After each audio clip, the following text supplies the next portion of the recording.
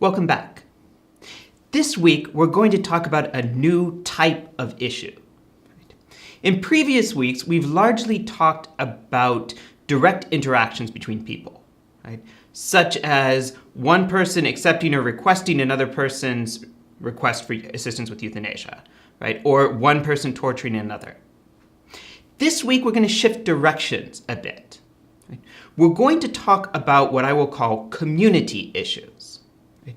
These are issues in which decisions need to be made or avoided about what kind of community we're going to have. Right? So for example, there might be a question about having a certain noise ordinance in a community, right? Whether or not you can play loud music after 10 p.m. Well, in a sense, that's a question about what kind of neighborhood we're going to have. Okay? A quiet one, right? Or a one that's a little more free and open to a larger range of activities. Okay. So the particular issue that we'll look at is smart growth.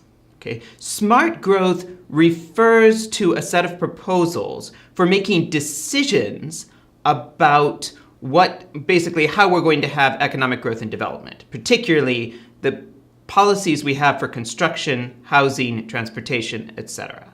Right? So some people have argued that the way that we tend to make this kind of community decisions is actually creates undesirable communities. Right? Others disagree. We'll be looking at that discussion. Right? And we're going to be looking at it primarily as a community issue. Right? I'm going to argue that this is a question about what kind of community we're going to have.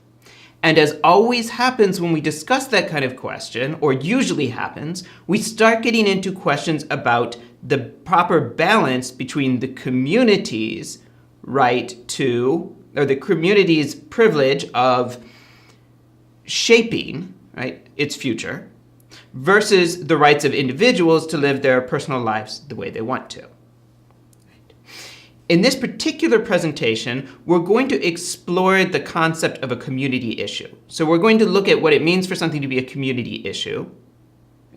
And then we'll look at some key concepts and questions that will help us to analyze community issues. In the next presentation, we'll look in more detail about the particular issue of smart growth.